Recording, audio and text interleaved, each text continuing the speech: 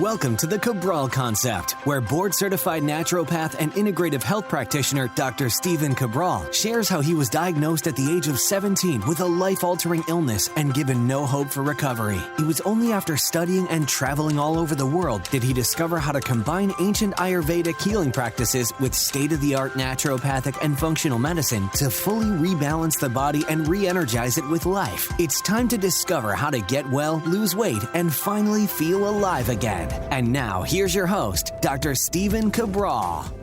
Welcome to today's Training Thursday edition of the Cabral Concept. We will be back over the next few weeks with our conversations with Cabral. Just took a little break from that with all the different great interviews with guest experts because there's been a lot of questions that have been coming in on certain topics that I have wanted to address. So again, the interviews will be back. Can't wait for them to get started over the next couple weeks.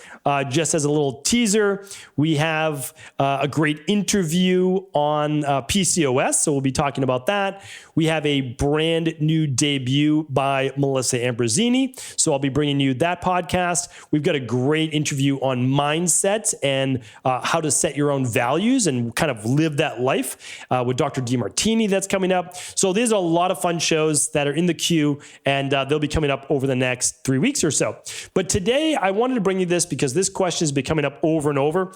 And again, I have a background in fitness, which again is like one of my first passions, that nutrition. And because of that, I want to be able to share with you some insights into a lot of people dealing with the virus, the virus that we all know causing the pandemic around us, and the longer term effects that people are feeling with their workouts. This has really been brought to life. I'm sure not everyone, and maybe not even a lot of people are MMA, mixed martial arts fans, but I did martial arts for over 20 years of my life. And I loved it because of the discipline and because of the expansion of my mind. And it did a lot for me. I really, really, really enjoyed it. And I enjoy watching it as a sport. And I know that it is violent when you're watching it.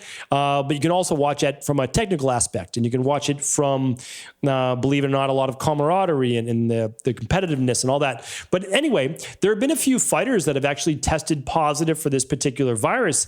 And it has thrown them off for weeks and months in terms of recovery. And I want to share with you why even elite athletes might have difficulties with viruses. Now, remember, it's not just this virus. A lot of people like to make it out as that this is some, special, different type of virus. And I know it goes against the current thought process and media.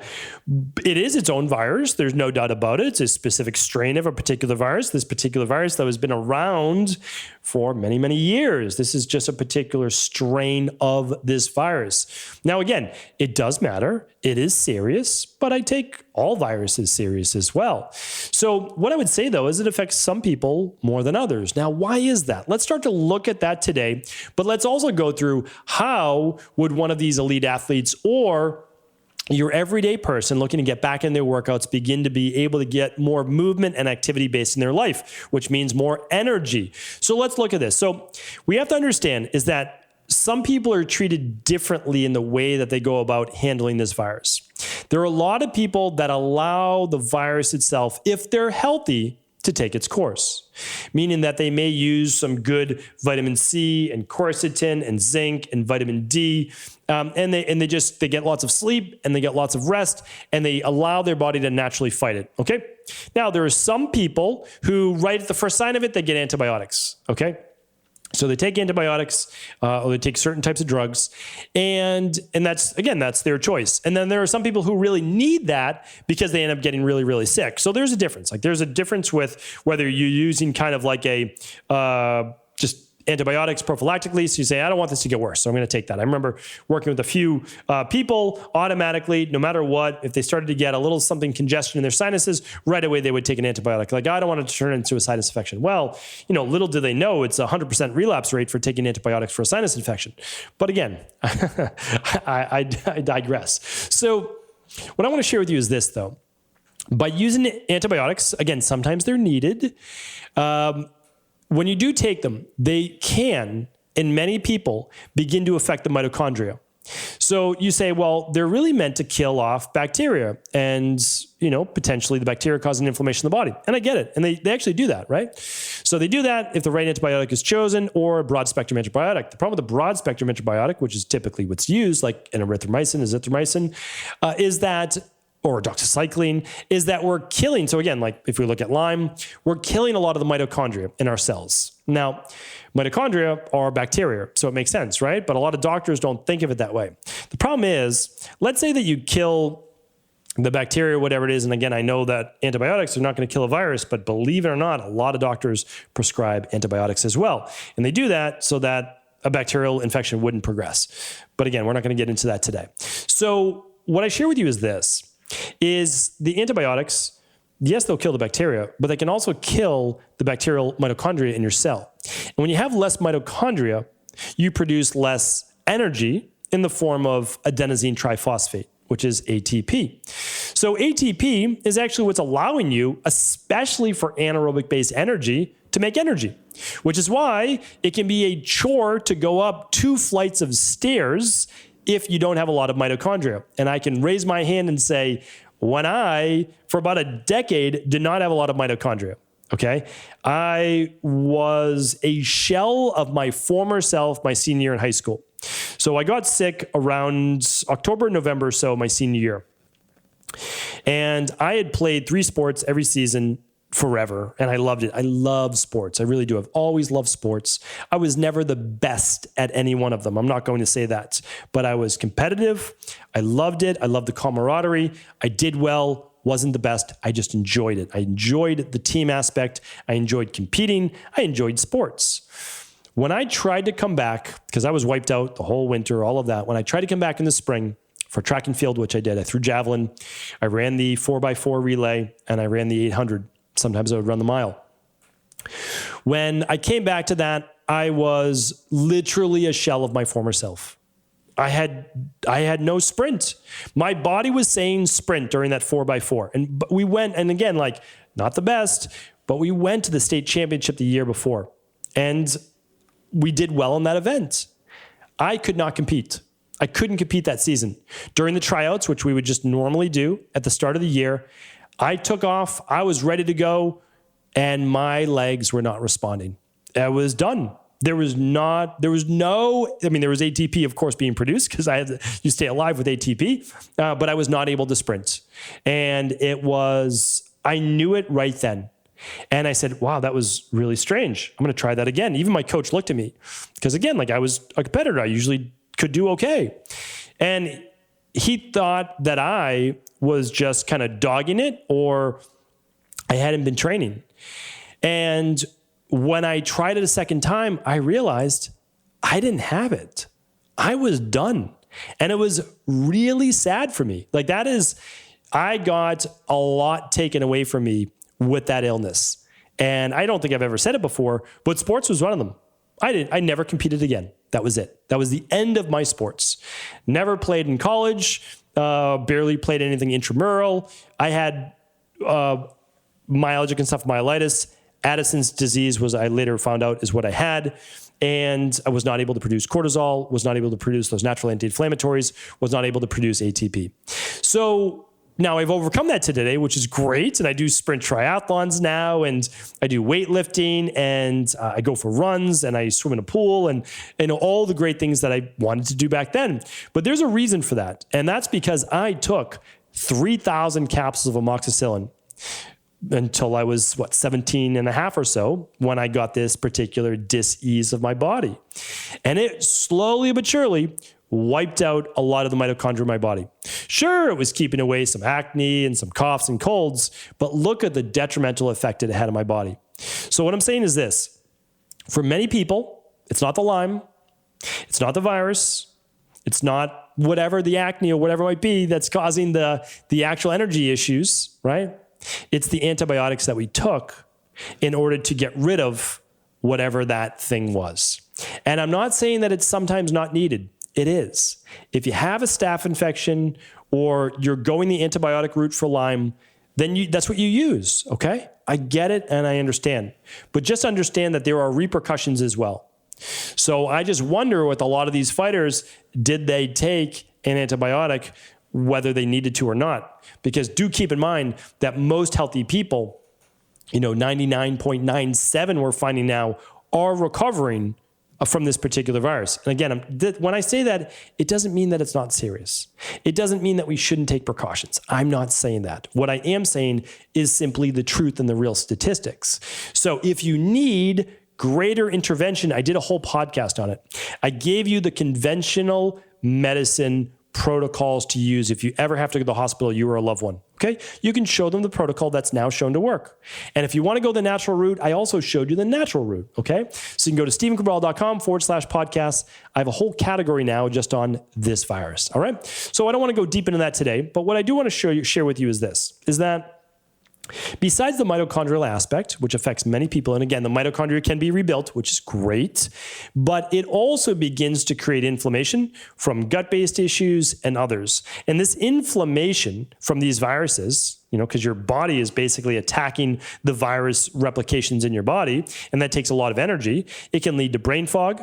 It could lead to low blood pressure in some people. It could lead to low white blood cell count in some people, low energy, low cognitive ability, low endurance. So just keep in mind, a virus itself that continues to replicate, like I had Epstein-Barr virus, is very detrimental to your energy. And I'll tell you right now, again, someone that's experienced Addison's disease and ME and POTS, I know what it's like to have zero energy, to walk around as a zombie, literally a waking zombie all day. And now I know what it's like to have almost unlimited energy, except a few times a year when I catch a virus or a cold, because I have 2 young daughters, they bring it home from school. I get it. And I'm like, okay, here we go again. It's like, yeah, my energy goes down for 3 to 5 days or so.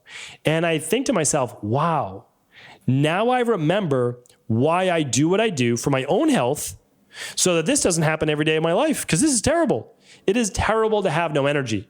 It affects your mood. It affects your mind. It affects your work, your output, your relationships, because you're not a happy person when you have no energy.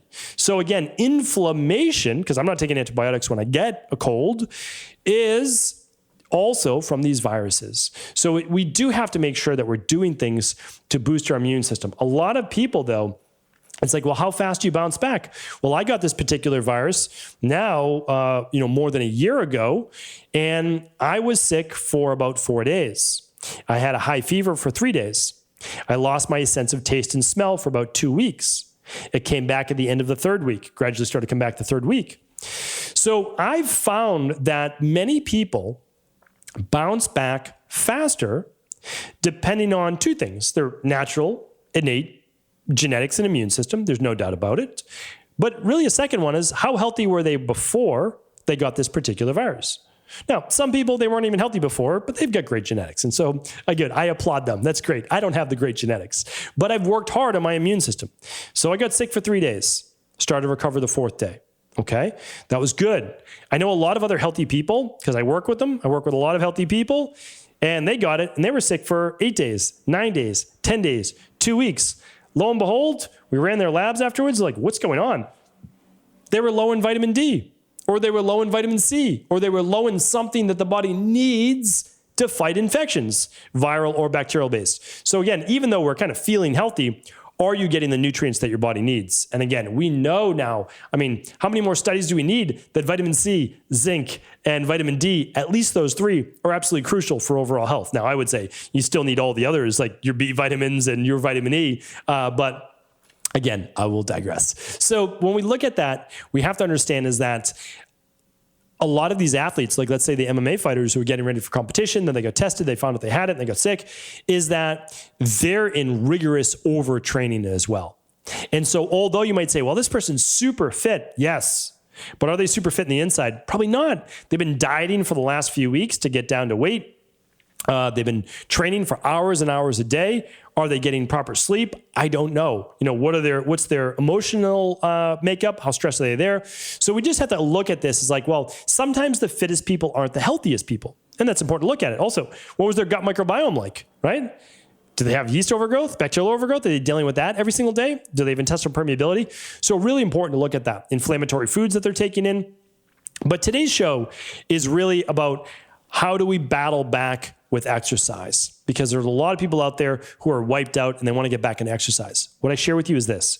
Make sure you are getting the nutrients that you need first. You have to build up before you put out. So remember, think of it this way.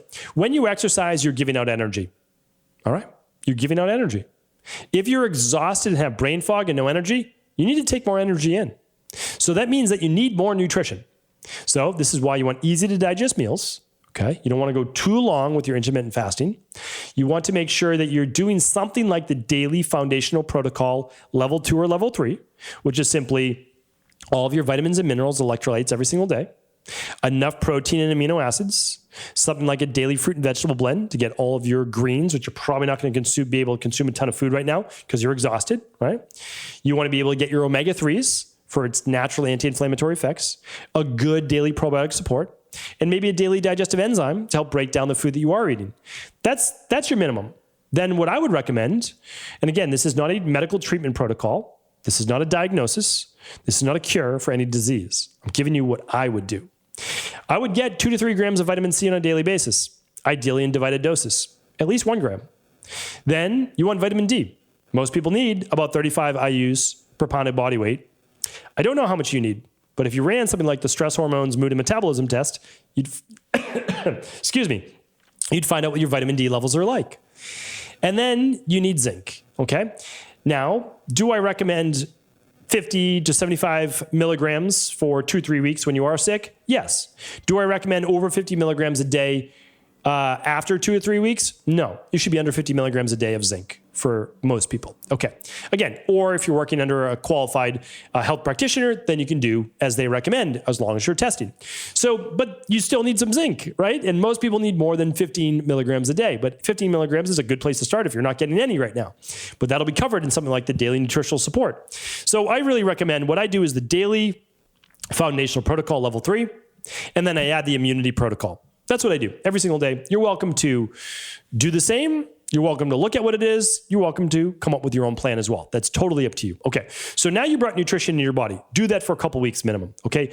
Fill back up those deficiencies, because when you're sick and you get hit with the virus, it wipes out a lot of those nutrients that your body needs. Glutamine, vitamin C, B vitamins, zinc, they're one of the first to go. They're one of the first to get depleted. That's why a lot of people get white spots on their nails during a virus or cold. They lose their sense of taste and smell. You start to go through that zinc really, really fast. Okay, so now what do we do for exercise? Well, now that we say, okay, we got our stores going, let's start with understanding that we can't give out more energy quite yet. And we need to get the body moving though.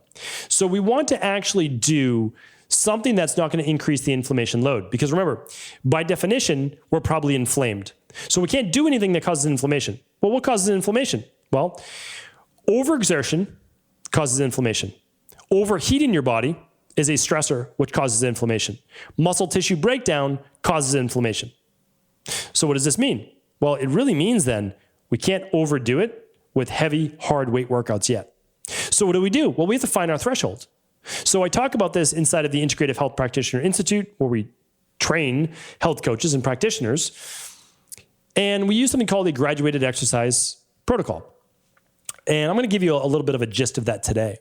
You want to start with the lowest amount of work that you can do to see how it affects your body. And that's simply walking. So you want to walk for about 20 to 30 minutes. And you want to say, how do I feel later that day and the next day? Do I feel more inflamed, more exhausted, more tired, right? Because if the answer is yes, then you still overdid it. You might say, well, I want to get into it more, but you can't yet because you're using that as a barometer for how your body is dealing with inflammation and stress. Walking is still a mild stress, but it's a stress. So what could you do? Well, if that inflamed you, you could do 10 minutes instead of 20 or 30. But if it didn't inflame you, and it probably won't, then you could do that each day, but ideally the first week it's every other day, okay? Allow the inflammation to cool and not fill up the rain barrel, okay? Allow it to cool every other day.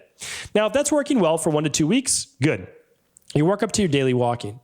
Now you might say, okay, let me try the next level. Well, the next level up, without creating overexertion, overheating, or muscle tissue breakdown, would be some light cardio, like on an exercise bike. Running would probably create some tissue breakdown. So we're going to do an exercise bike or maybe a light elliptical. There's no impact there, even though it's not my favorite machine, but we could do that, free runner. And you could do that just for 10 minutes, 20 minutes maybe, maximum. How do you feel the next day? How do you feel later that day? Any tired, any fatigue, exhausted, wiped out, brain fog, joint pain, flu-like symptoms? Because if you do, then you overdid it. If you didn't, great. Now you can do that every other day. You do that for a week or two. You're feeling good? Good. Now what do we do? Well, now we start to challenge the body more neurologically. We do that with body weight exercises. Why? Well, first of all, again, I should have stated this in the beginning. Why am I doing this show? A lot of personal trainers, a lot of integrative health practitioners also listen to the show. I want to share this with them because you're probably dealing with, or will deal with in the future, clients that got really sick. This is the way to bring their bodies back to life gradually. And this will also, believe it or not, create what's called mitochondrial biogenesis. As long as they're doing something like the daily foundational protocol, they're going to get the nutrients they need in order to make the mitochondria. They're eating a good whole food diet, of course, as well, anti-inflammatory diet. Check out Tuesday's show on the flexitarian diet. That will give you more information. So this is to help clients really bring their bodies back to life. And of course, you can do it yourself. So the next thing that you want to do is you want to do some body weight exercises. Tissue breakdown shouldn't be there. Overexertion shouldn't be there. Keep your reps above 10, probably somewhere around 15. Why?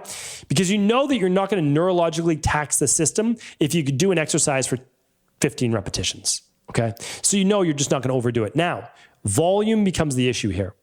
Don't do more than 1 to 2 sets. I know it doesn't seem like a lot. Do 3 exercises, 4 exercises, 5 maximum of 1 set the first time you try them. Again, don't go to failure. Try some push-ups, try some inverted rows, try some bodyweight squats, try some bodyweight lunges, try a V pose or a plank, something like that, okay? Don't overdo it. How'd you feel later that day? More tired, exhausted? How'd you feel the next day when you woke up? And if you're tracking your biometrics, what's your deep sleep look like? What about your REM? What about your rest and heart rate? What about your HRV? That will tell you a lot about your recovery, okay? We've talked about that in previous shows, and again, I'll talk about that much more in the future as well. So let's say it's going well. Let's say it didn't go well. Okay, well, you're not ready for it yet. Another week of doing cardio, another week of getting good nutrition and sleep, using the whole de-stress protocol, right? The diet, the exercise, the stress reduction, toxin removal, rest, emotional balance, the supplements, and the success mindset. Okay, so you wait another week. Okay, now you're ready to try it again. You try it again. Okay, this time you're not exhausted. Good. So you do 1 set that week of your movements. Now the next week you try 2. How did 2 feel? Oh, you start to feel a little tired the next day. Okay, but not too bad. Okay, let's stick with 2 because you didn't feel too bad. You don't need to drop back down.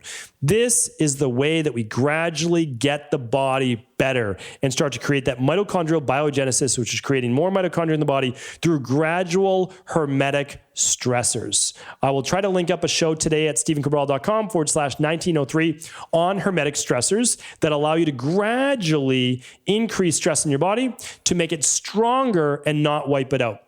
So as long as you're giving yourself a day between these workouts to allow inflammation to subside, maybe even 2 days if you need it, because you might need the recovery, and you're getting that 8 to 9 hours of sleep, which you need when you're recovering from a viral or bacterial-based illness that's very, very important, then you can begin to add more stressors to the body. Even when you're feeling good, though, do not go overboard. Remember, your body just recovered from a strain, a big strain on the body. Remember, you have the rest of your life to exercise. You have the rest of your life to work out. You have the rest of your life to compete, whatever it might be. Gradually begin to work yourself up. This is truly the way how you overcome a lot of these long-term viral-based effects. So hopefully today's podcast was helpful. Of course, if it was, let me know. Always provide your feedback right over on Instagram. Just my name, Stephen Cabral, or in the comments right below on YouTube. Thank you, everyone. Appreciate you. Feel free to share this show with anyone you believe it could serve. Thanks so much for tuning into the show. Really glad that you could join me here today. And before you go, as a listener of the Cabral Concept, I want to make sure that you are the first to know that we are giving away one of our most popular functional medicine lab tests.